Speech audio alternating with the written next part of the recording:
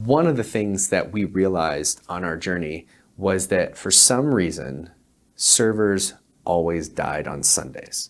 What I mean by that was that servers didn't die during the middle of the day when tech support was readily available or able to get access to something. They died at 1 a.m. or 2 a.m. on Sunday night, the night before we had a record day scheduled on the books, right?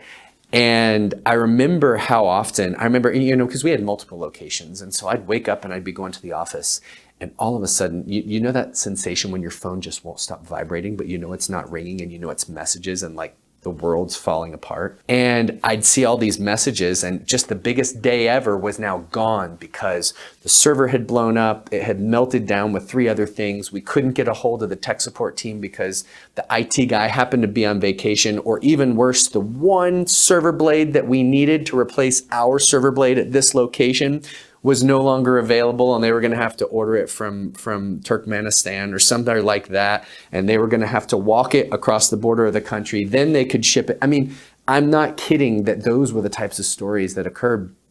And you know what was even crazier is that we had taken precautions to prevent that from being an issue.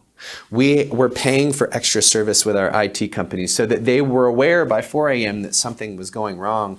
We had paid to make sure that there was always going to be backups available, but that just, in my life, things always went wrong on Sunday nights at 2 in the morning, and all of the safeguards that we had in place never came to fruition. And what we lost was extraordinary. You know, one of the things we learned inside of that too is that no matter how good a job we did at rebooking those patients, we always lost money. We always lost revenue, and you know what that meant is that some of our patients lost care. Patients needed that excuse to avoid doing treatment sometimes. It was the thing they were waiting for. You know what? I bet you that we had patients out there with little voodoo dolls of our servers and that knew that just by poking pins in them at the right time, they could melt our servers down and get out of actually having to come in. But the truth was that everybody lost.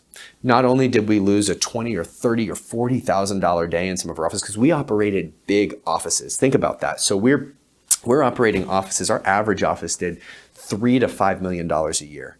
And so our days were huge. And when we lost a whole day, and when we operated extended hours, and when we operated Monday to Saturday, there was no time to get that day back. It was just lost and it was gone.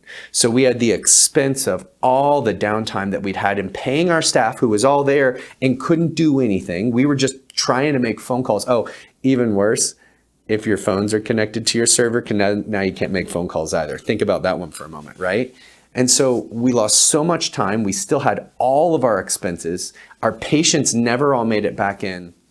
It was a lose, lose, lose, lose situations when our servers went down on Sunday night.